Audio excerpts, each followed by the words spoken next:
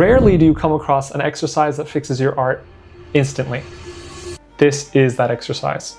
Because not only will it fix the biggest issue most artists have, myself included, but it will provide a system for drawing things like this. My only regret is not starting it sooner, because I've heard it recommended year after year from pros like Tom Fox Draws, Athoro, but I never did it until yesterday. And it not only changed the way I drew, it changed the way I think about drawing, and that exercise is silhouette drawing. But before you can know how to apply it effectively, you need to know why it works. And that's because the biggest issue that I had as an artist since I started drawing was accuracy. For the life of me, I could not draw what I saw, because like most people, we start drawing based on symbols, based on what we think we see rather than what we see. And that's why my self-portrait when I was 11 was this. That is a man wanted for arson, not an 11-year-old boy. You'd think that 10 years of drawing later, that issue was fixed, but I'm in college, I'm in my figure drawing class, and I still cannot draw figures with correct proportions. And it's not because I can't draw, it's because I can't see things accurately. But what if there was an exercise to isolate that problem and fix it? That's where I'd like to introduce silhouette drawing. Deceptively simple and unreasonably effective, this exercise is as it sounds. Pick an image, any image, and all you want to do is draw the outline of that image. Don't focus on what's inside. Treat it like a silhouette and only draw the shape of the outline. And as soon as you begin, you'll recognize that is not that simple. Your silhouette probably doesn't resemble the image. But it's only because you're not using shapes to help you. So let me hop in a demo and show you how I've used negative shapes to draw more accurately. So here we have an apple. Now you could pick any other object. I'm gonna go with an apple because it's a simple, good start. When we're looking at this, ignore everything in here. The reason it's called a silhouette drawing is because you don't need to think of anything outside. Only think about the silhouette of this. And what you're gonna wanna do is start with an identifiable shape and draw the outline. Now, this is such an effective exercise because it reframes the way you think about drawing. It forces you to ditch the symbols and instead see what's actually there. To do this exercise effectively, you need to recognize that you are not drawing what you see or even drawing a squiggly line. What you're doing is identifying shapes and drawing the separation between them. What do I mean by that? I mean, the best way to find an accurate silhouette is to use the shapes outside of the object to guide your drawing.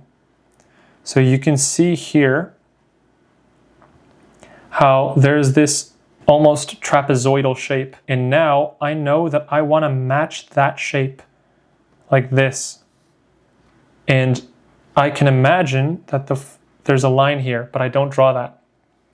And as I continue this leaf out, I'm measuring, I'm doing a bunch of internal measurements, trying to see how long this side should be compared to that side, and it's about even, right? So this side and this side. Now, any of these measurements that you're doing, the goal is to get to a level where you're able to do these in your head and not need them to do an accurate drawing. And you'll find that it's relatively difficult to get the accuracy. And that's the exercise. That's all you're trying to do. But to do this effectively, you have to train your brain to see these shapes without drawing them. So that's the exercise. That's all there is to it. But notice how I already struggled to even draw the silhouette of an apple. The distance between my leaf and my apple is too small. It'd be something more like this. Now here's why it's effective. If you can't even draw the distance accurately between an apple and its leaf, how do you expect to accurately draw people or animals or buildings? The ability to measure with your eyes and draw shapes accurately is the foundation to anything you're going to do. So repeat this exercise over and over and start with simple subject matter like this before going more complex and doing poses or animals. Now, as you're doing these, feel free to use tools like highlighting the shapes in the image you see, or using straight lines across your image to help measure things a bit more accurately. These are two ways you can correct your own silhouette drawings and improve faster. But if the silhouette's too difficult, then you can lower the difficulty with another exercise. But before we do that, I want to tell you guys about today's sponsor. They've been a long time partner to this channel, and that is Craftsy. Craftsy is your one-stop shop for learning all things creative.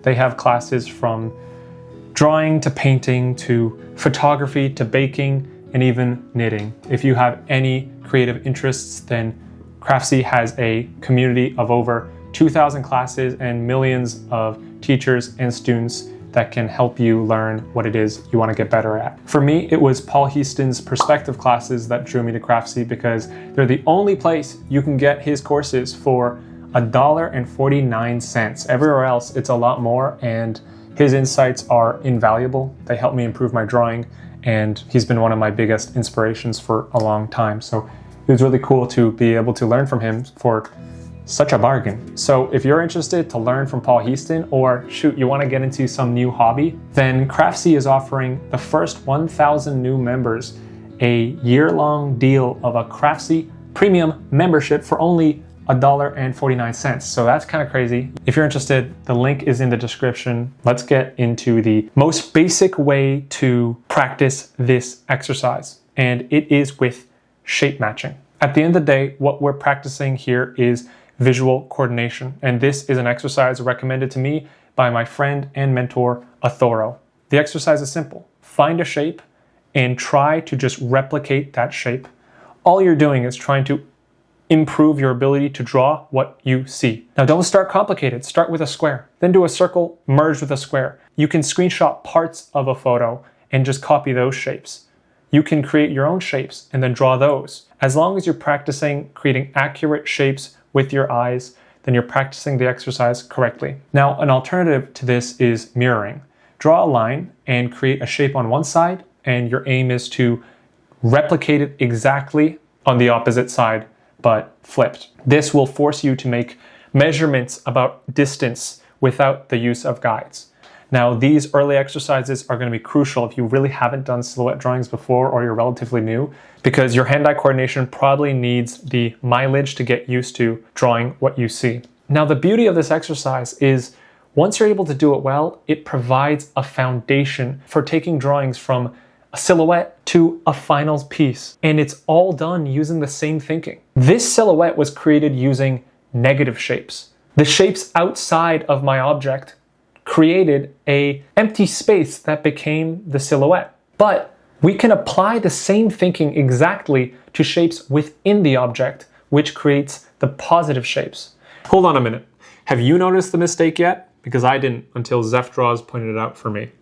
This dude's head is far too big and his legs are a little short compared to the image. Now, what if you don't notice that in your own image? Here's how to test it out. Just glance quickly between your drawing and the image. And if you notice any movement between those two, that means the silhouettes are not the same. Next time you want to test your own accuracy, use that method. Let's get back to the video. Our silhouette drawing was step 1 of 4. This is the second step. Whether it's shapes of shadow or shapes to separate one form from another, once you've completed step 2, you already have a drawing that is clear. And all we have to do now is add form, which is done through step 3, contour lines.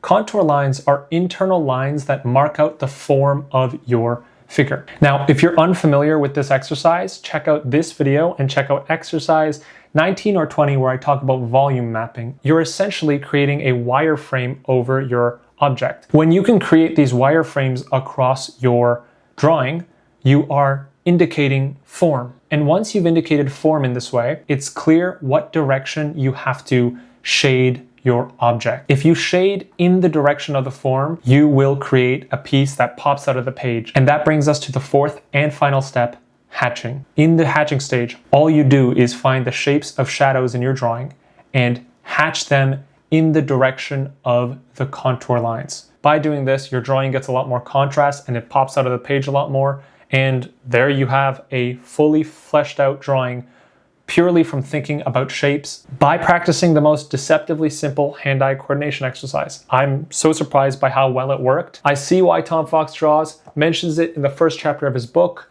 I see why Athoro forces us to do it in his Challenge 52. It all makes sense, and I hope this video makes sense to you and you do these exercises. For homework, do 50 shape matches before you do 50 silhouette drawings, and then take 10 of them from silhouette to final drawing. Tell me how you do on the Discord channel. I'd love to see your progress. I hope that was helpful, guys. If you want more information about how to draw what you see accurately, check out this video. And if you want to know the most effective exercise that helped me paint better, check out this video. Thank you to Craftsy for sponsoring this video. Thank you for watching, and I'll see you in the next video. Bye, guys.